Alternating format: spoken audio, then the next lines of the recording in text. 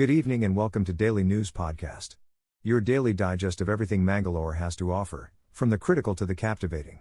Join us as we delve into today's top stories. In a heartwarming Christmas message, Bishop Saldanha of Mangalore Diocese reminds us of the joy of God being with us, bringing peace and hope amidst challenges.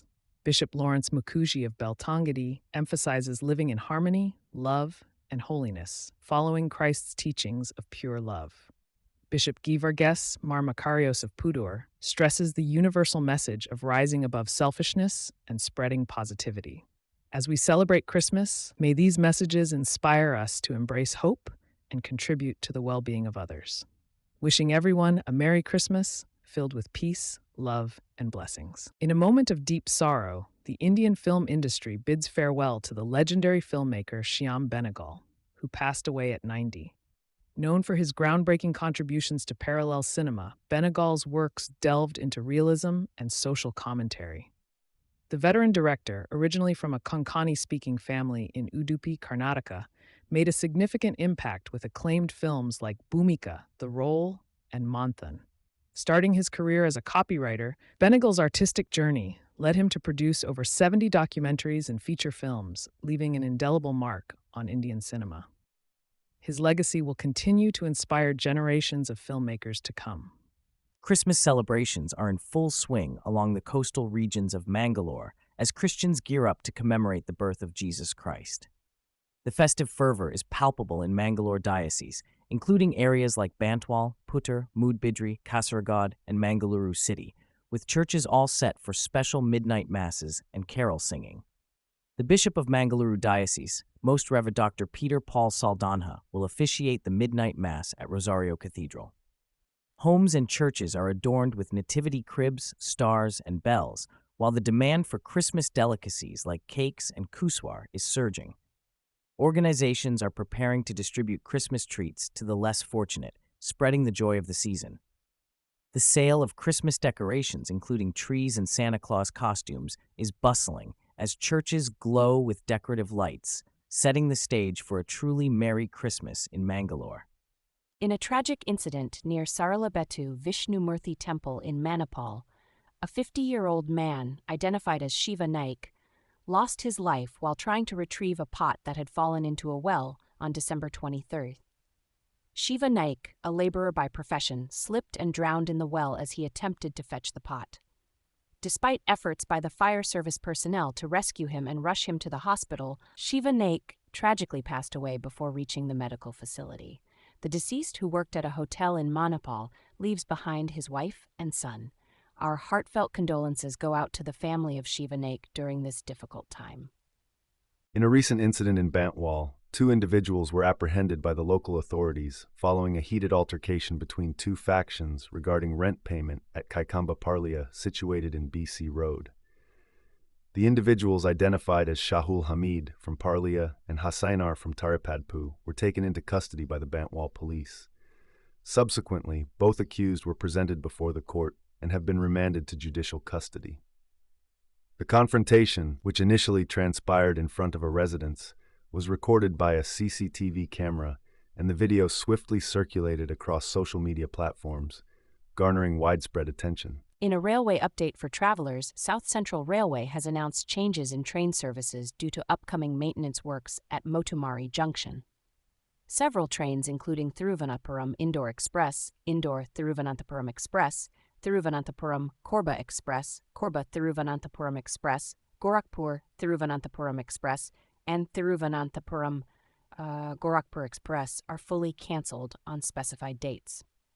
Additionally, the Hazrat Nizamuddin Thiruvananthapuram Central Express and Hazrat Nizamuddin Ernakulam Millennium Express will be diverted via alternate routes, skipping certain stations. Travelers are advised to take note of these changes and plan their journeys accordingly. In a shocking incident of theft in Subramanya, a temple priest's home was robbed of cash and gold ornaments. Anand Bhatt, the priest at Subramanya Math, discovered the theft upon returning from his duties to find the front door broken and the safe inside forced open. Police officials estimated that around 25,000 in cash and gold ornaments weighing 23 grams, valued at 1.15 lakh, were missing. Subramania police are investigating the case, and a team is diligently examining the scene for more clues. The community is dismayed by this brazen act of theft and hopes for a swift resolution. Mumbai's rising star, Tanush Kotian, receives a surprise call-up to join the Indian cricket team as an additional player for the Border Gavaskar Trophy. Kotian, an off-spin all-rounder, will replace Axar Patel, who had to return due to the birth of his child. Hailing from Pangala in Udupi, Kotian has impressed with his performances in the domestic circuit, earning player of the tournament in Mumbai's Ranji Trophy triumph. This call-up comes after veteran Ravichandran Ashwin's retirement. Kotian joins the likes of Washington Sundar and Ravindra Jadeja to strengthen India's spin attack. With a stellar record in first-class cricket and a recent standout performance in the Vijay Hazare Trophy, Kotian is set to make his Test debut in Melbourne. Keep an eye on this promising talent as he gears up to represent the nation on the cricketing stage. In a bid to prevent further tragedies due to snapped power lines, Mangalore City Corporation has installed 1,200 earthing leakage circuit breakers on streetlights. The MCC has compensated families of victims of electrocution, with MESCOM also offering aid. Following previous incidents urging the installation of ELCBs, the MCC and MESCOM are working towards enhancing safety measures in the city. Additionally, the Karnataka Development Program Review Committee discussed the renewal of a school adoption scheme by Durga Charitable Trust amid allegations of financial mismanagement. Discussions were also held on the need for more government hostels to accommodate students in higher education institutions in the region. Plans to expedite the Jalasiri project for 24-hour water supply were also addressed, aiming to settle pending bills within 15 days. Stay tuned for further updates on Mangaluru Today. In a heartwarming development, Rani, the 14-year-old tigress at Pilakula Biological Park in Mangaluru, has given birth to 2 adorable cubs. The proud mother welcomed the cubs on December 20th, marking her 3rd successful delivery after previous litters in 2016 and 2021. The zoo authorities are ensuring the well-being of Rani and her cubs by providing proper nutrition and health supplements. Special care will be given to the cubs as they grow, with plans for vaccination after 1.5 months. Strict measures are in place to protect the family, with limited access to the animal house. The addition of these 2 cubs brings the tiger population at Pilakula Zoo to 10, with an equal distribution of males and females. A gender check for the cubs will be conducted after 2 months. In a shocking development, a young man from Mangalore, who had just completed his 12th grade, has been apprehended by the local authorities for engaging in online fraud.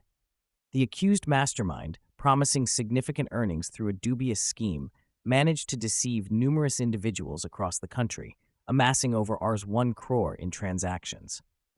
The police, conducting a thorough investigation, recovered multiple debit and credit cards, scanners, checkbooks, and other incriminating evidence from the suspect. The operation, led by Superintendent of Police aimed at tackling cybercrime in the region, culminated in the arrest of the accused, identified as Wahid Hussain. It was revealed that Wahid had received training from a notorious cybercriminal and had been operating under false identities on social media platforms, luring unsuspecting victims with false promises of financial gain. The authorities are urging the public to remain vigilant against such fraudulent activities as they work towards maintaining law and order in Mangalore. In a recent development, the Congress government in Karnataka has handed over the investigation of the obscene remark row involving BJP MLC CT Ravi and Minister for Women and Child Welfare Laxmi Hebulkar to the Special Wing of Criminal Investigation Department CID. This move has sparked controversy as the chairman of the Legislative Council, Basavaraj Haradi, stated that the issue was closed and police interference was not acceptable. State Home Minister G. Parameshwara has ordered the CID probe to ascertain the facts. Meanwhile, Balagavi Police Commissioner clarified the events leading to Ravi's arrest and subsequent transfer for security reasons. Minister Laxmi Hebulkar has released a video of Ravi allegedly using derogatory language against her and has expressed her intention to meet the Prime Minister and submit a complaint. The row erupted during a debate in the Karnataka Legislative Council, where Ravi allegedly made derogatory remarks towards Congress MP Rahul Gandhi, leading to a series of strong reactions and political drama. In a shocking incident in Kalburgi, Karnataka, a 34-year-old woman named Bhagyashree suffered a severe electric shock while helping her son, a person with a disability, board a school bus.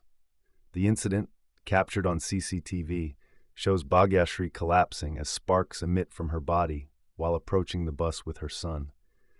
Despite bystanders initially stepping back due to multiple sparks, they eventually managed to move the bus forward to rescue the injured duo. Both mother and son are currently in the hospital, with Bhagyashree in critical condition while her son is out of danger. The police indicated that an electric cable hanging near the bus stop caused the incident when it came in contact with the vehicle. The family has lodged a police complaint against the electricity department regarding the incident. Mangalore, 24th of December 2024. The exclusion of Manu Bakkar's name from the 30-athlete shortlist for the Major Dhyan Chand Khel Ratna Awards has sparked a major controversy. Manu, the star shooter who clinched 2 bronze medals at the Paris Olympics, was left off the list despite submitting her nomination on time. Her father has criticized the sports ministry and other authorities for this oversight.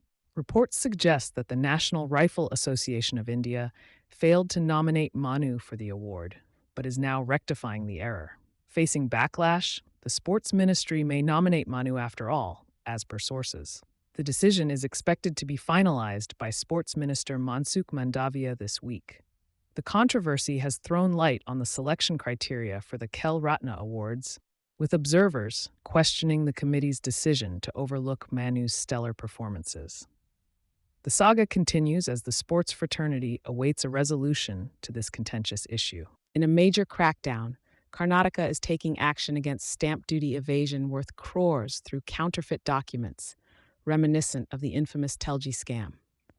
With losses ranging from Rs 3,000 to Rs 8,000 crore annually, the government is considering mandating digital payments to curb this malpractice. Sub-registrars may lose the power to certify stamp duty payments to prevent misuse. Over 2,600 notices have been issued to stamp duty evaders involving fake stamp papers and duplicated challans.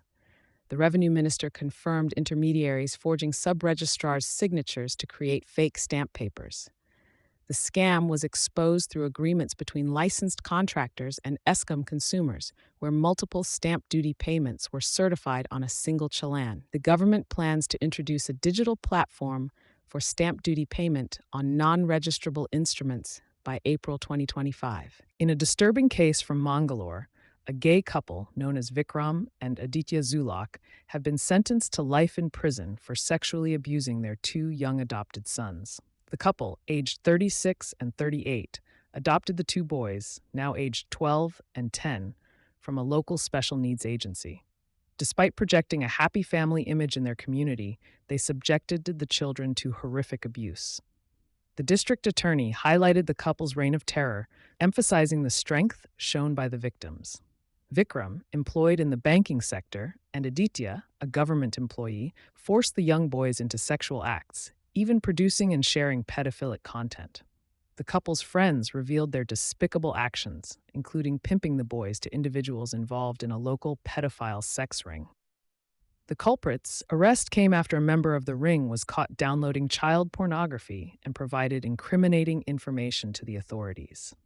In court, Vikram and Aditya admitted to charges of child molestation and exploitation. The case has sent shockwaves through the community, underscoring the importance of protecting vulnerable children from such heinous crimes. In a recent development, former Supreme Court Judge Justice V. Ramasubramanian has been appointed as the chairperson of the National Human Rights Commission by President Drupadi Murmu. This decision has sparked dissent from the main opposition party Congress, with leaders like Rahul Gandhi and Mallikarjun Kharge raising concerns about the selection process. The Congress leaders criticized the committee for not considering the proposed names of Justice Rohinton Fali Nariman and Justice K.M. Joseph, who they believed would bring inclusivity and diversity to the NHRC leadership. They emphasized the importance of a diverse composition in upholding the fundamental human rights of all citizens especially those from marginalized sections of society.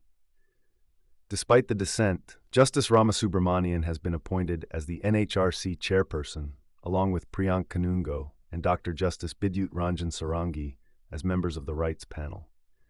Stay tuned to Mangalore today for more updates on this developing story. In the latest updates regarding the tragic stampede during the screening of the movie Pushpa 2 in Hyderabad, actor Arjun Alu has been summoned by the police for questioning. The incident resulted in the death of a woman and critical injuries to her son.